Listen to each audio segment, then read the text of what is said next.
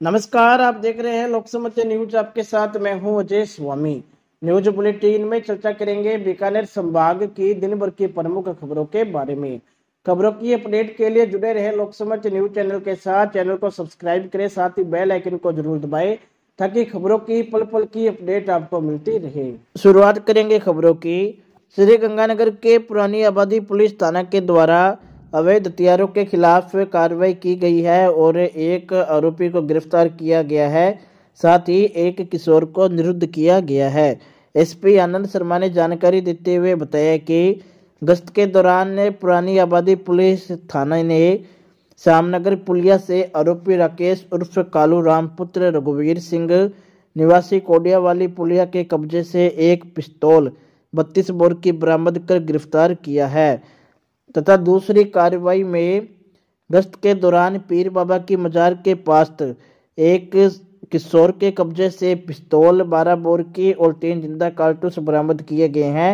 साथ ही किशोर को निरुद्ध किया गया है। चर्चा करेंगे अगली खबर की।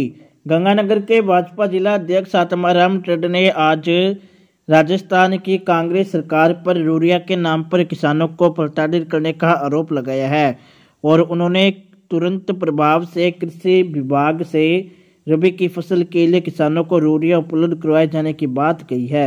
सुनिए क्या बोले आत्माराम टंड। श्री गंगानगर जिले में यूरिया खाद की भयंकर किल्लत फिर शुरू है। पहले डीएपी की यही हालात थी, अब यूरिया की यही हालात है। इस कड़ाके की ठंड में किसान खेत में पानी लगाए या यूरिया के लिए लंबी लाइनें लगाए। चाहे सहकारी क्षेत्र की जो खाद आ रही है, इफको, क्रिप्को या दूसरी एजेंसियों की, सभी में ये हालात है। जब रेट लगता है तो किसानों की लंबी कतारें लग जाती है। हर मंडी में, एक मैं किसी मंडी विशेष की बात नहीं कर रहा हूँ, और किसानों को खाद के साथ कोई दूसरा उत्पाद लेने के लिए बाध्य किया जाता है, जबकि किसान की इतनी जरूरत भी उनकी नहीं होती, न उसकी हैसियत होती है। किसी तरह जुगाड़ करके खाद की व्यवस्था करता है तो उसको बाध्य किया जाता है कि ये खाद के साथ आपको ये सप्लीमेंट खरीदना पड़ेगा। मैं राजस्थान सरकार और कृषि मंत्री से आग्रह करूंगा कि ये व्यवस्था को सुधारे। गंगानगर जिले के किसानों की बार बार परीक्षा न ले।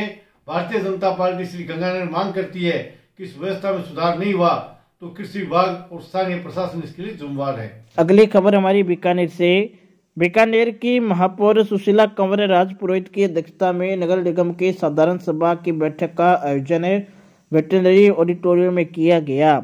इस बैठक में अनुकंपा व सीधी भर्ती नियुक्ति, वार्डों में सफाई कर्मचारियों की संख्या निर्धारण करना, ऑडिटोरियम और लाइब्रेरी बनाने सहित 10 बिंदुओं पर पार्षदों ने चर्चा के बाद सर्वसम्मति के बाद प्रस्ताव पारित किया।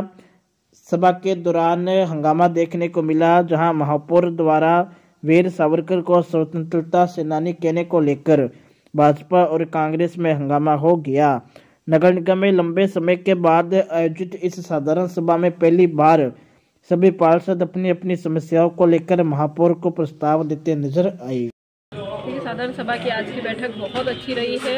हमारे जितने भी प्रस्ताव थे वो पारित हुए और साथ में स्वच्छता पे विस्तृत चर्चा हुई। बहुत से सभी पार्षदगणों ने अपने अपने सुझाव दिए, उन सुझावों पे सहमति भी हुई है। बीकानेर के लिए बेहतर से बेहतर काम करने की कोशिश जो हमारी है वो आज आप सबने देखा है और हर एक पार्षद चाहता है बीकानेर का विकास हो, बीकानेर में स्वच्छता हो, लाइट व्यवस्था प्रॉपर हो। उसके लिए बहुत से सुझाव है, उनको बहुत जल्द इम्प्लीमेंट भी किया जाएगा और जो व्यवस्थाएं कुछ खराब हो गई थी पिछले टाइम में उनको सबको सुधारा जाएगा। जैसे हमने अभी आज सबके सर्व सहमति से ये भी वापस किया कि संडे को जो टैक्सी चलती है वो वापस सुचारू रूप से कचरा उठाएगी, क्योंकि ठेकेदार की जिम्मेदारी होती है कि वो अपने कर्मचारियों को सर्कुलेट करे। तो कुल मिला के आज की साधारण सभा बहुत सार्थक थी और इसके लिए मैं सभी पार्षदगणों को धन्यवाद देती हूँ और आशा करती हूँ कि ऐसी ही सार्थक चर्चाएं आगे और चलती रहेगी। एक जो सावरकर मार्ग आप बनाने जा रहे हैं, प्रतिमा लगा रहे हैं, उसको लेकर जो विवाद था कि आपने स्वतंत्रता सेनानी उन्हें कोट किया, उसको लेकर विवाद हो रहा है। देखिए, इतिहास जो है उसमें मेरे या किसी के कहने से कुछ नहीं होगा। अगर इतिहास में है स्वतंत्रता सेनानी हमारे वीर सावरकर जी, तो उनके नाम पे वही लिखाया जाएगा और ये लोकसभा और राज्यसभा में भी पास हो चुका है कि वीर सावरकर जी एक स्वतंत्रता सेनानी थे और उनके नाम से ही मार्ग का नामकरण होगा। नहीं, आपकी तरफ से ये कहा गया था कि वीर सावरकर स्वतंत्रता सेनानी है या नहीं, उसकी जांच करवाई है जाएगी। या नहीं? नहीं, क्या नगर निगम जांच करेगा कि सावरकर स्वतंत्रता सेनानी? मेरे शब्द आप सुने नहीं। मैंने ये कहा किसी को आपत्ति है तो उसको दर्ज करवा लिया जाए, लेकिन जो इतिहास में लिखा हुआ है उसको कोई नहीं बदल सकता, ना मैं बदल सकती हूँ ना वो बदल सकते। और इतिहास में ये लिखा हुआ है कि वीर सावरकर जी स्वतंत्रता सेनानी है तो वो है, लेकिन आपत्ति भी अगर उनको है तो वो अपनी आपत्ति रख सकते हैं। लेकिन लोकसभा, राज्यसभा में सब जगह ये पारित हो चुका है कि वीर सावरकर जी हमारे स्वतंत्रता सेनानी थे और उनके जो बलिदान है उसको हम भूल नहीं सकते, और उसी के लिए हमने ये मार्ग का नामकरण भी रखा है। बढ़ेंगे अगली खबर की ओर। हनुमानगढ़ के गांव कोहला स्थित माता किताब कौर महाविद्यालय में आज फ्रेशर पार्टी का आयोजन किया गया। इस दौरान माता किताब कौर लाइब्रेरी का भी शुभारंभ किया गया। इस मौके पर आयोजित कार्यक्रम में अतिथियों के रूप में समाज सेविका सुमन चावला, पंचायत समिति उप प्रधान प्रतिनिधि कालूराम गोदारा, लॉयंस क्लब अध्यक्ष भारतेंदु सैनी ने शिरकत की। कार्यक्रम के दौरान छात्र छात्राओं ने मनमोहक सांस्कृतिक प्रस्तुतियां देकर समा बांधा। मैं शगुन लांबा माता किताब कौर कॉलेज से। माता किताब कौर कॉलेज हमारा ये पिछले लास्ट ईयर 20 सालों से अपना सेवाएं दे रहा है यहाँ पे, और स्टार्टिंग में हमने डिस्टेंस एजुकेशन से स्टार्ट किया था और आज एक बहुत बड़ा एम्पायर हमने खड़ा कर लिया है, जिसमें हम BA BSc डिग्री भी चल रही है, इंटीग्रेटेड 4 ईयर B.Ed भी चल रही है। इसके अलावा 300 बच्चों के लिए हमने ऑनलाइन एग्ज़ाम सेंटर का भी सेटअप कर लिया है, और उसी कंटिन्यू के अंदर आज हमने अपने ही कैंपस के अंदर एक लाइब्रेरी का उद्घाटन भी करवाया है, जो यहाँ के कालूराम जी उप प्रधान है उनसे और श्रीमती सुमन चावला जी के द्वारा, और कुछ लॉयंस मेंबर भी थे, जैसे मुकेश भलाडिया जी हैं और उनके द्वारा, मांडन जी द्वारा लाइब्रेरी का आज उद्घाटन किया गया है। और इस लाइब्रेरी के अंदर हमने अभी एक बार निःशुल्क बच्चों के लिए ही सुविधा उपलब्ध करवाई है, क्योंकि यहाँ आसपास के जो बच्चे हैं वो काफ़ी गरीब तबके के भी हैं और इतने सक्षम नहीं है कि उनको मतलब अपना फीस वगैरह देने के लिए हो रहे हैं, तो हमने उनके संस्था की तरफ से उनको एक बार निःशुल्क इसकी व्यवस्था करवाई है। और लाइब्रेरी के अंदर पूरी वाईफाई और सब कुछ व्यवस्थाएं हैं, AC है, सब कुछ हम उनको प्रोवाइड करवा रहे हैं। अगली खबर हमारी बीकानेर से। बीकानेर में कंपाती सर्दी में निराश्रित और असहाय झुग्गी झोपड़ियों में रहने वाले गरीब मजदूर परिवारों को रामलाल सूरज देवी रांका चैरिटेबल ट्रस्ट और लोनकरण सरोज देवी शाम सुखा चैरिटेबल ट्रस्ट की ओर से 4000 कंबल का वितरण किया गया।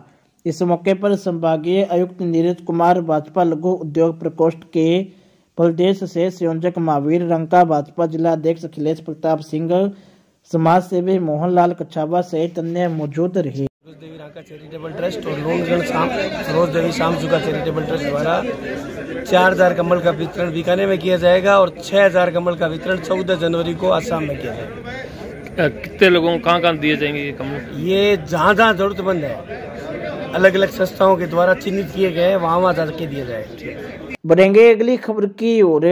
गंगानगर जिला कलेक्टर सौरभ स्वामी की अध्यक्षता में आज श्री गंगानगर नगर परिषद और जिले की सभी नगर पालिकाओं के अधिकारियों की बैठक हुई।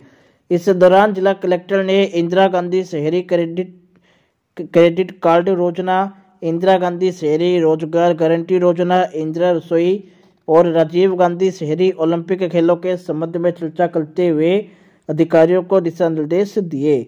बैठक में इंदिरा गांधी शहरी रोजगार गारंटी योजना में कार्यों की समीक्षा करते हुए जिला कलेक्टर ने स्थानीय क्षेत्र विकास से संबंधित कार्य करवाए जाने की आवश्यकता जताते हुए कहा कि सरकारी भवन, डिवाइडर, पार्क और सार्वजनिक स्थानों को चिन्हित करते हुए सौंदर्यकरण के कार्य करवाए जाए। इसके अलावा जिला कलेक्टर ने 26 जनवरी 2023 से शुरू हो रहे राजीव गांधी शहरी ओलंपिक खेलों में अधिक से अधिक टीमों और खिलाड़ियों के रजिस्ट्रेशन करवाने के निर्देश दिए। जिला कलेक्टर ने बताया कि राजीव गांधी शहरी ओलंपिक खेलों के तहत kabaddi, tennis ball, cricket, kho kho, volleyball, athletics, football और बास्केटबॉल की प्रतियोगिताएं होगी। राजीव गांधी शहरी ओलंपिक खेलों में किसी भी आयु वर्ग के खिलाड़ी भाग ले सकेंगे। अगली खबर हमारी हनुमानगढ़ से। हनुमानगढ़ जिले के करीब 40,000 परीक्षार्थियों को राजस्थान कर्मचारी बोर्ड की ओर से आयोजित सीईटी परीक्षा के लिए श्री गंगानगर और बीकानेर में केंद्र आवंटित किए गए हैं, जबकि हनुमानगढ़ जिले में परीक्षा का कोई केंद्र नहीं है। राजस्थान कर्मचारी चयन बोर्ड की ओर से सीईटी ग्रेजुएशन लेवल परीक्षा का शनिवार और रविवार को 2 पारियों में आयोजन किया जाएगा।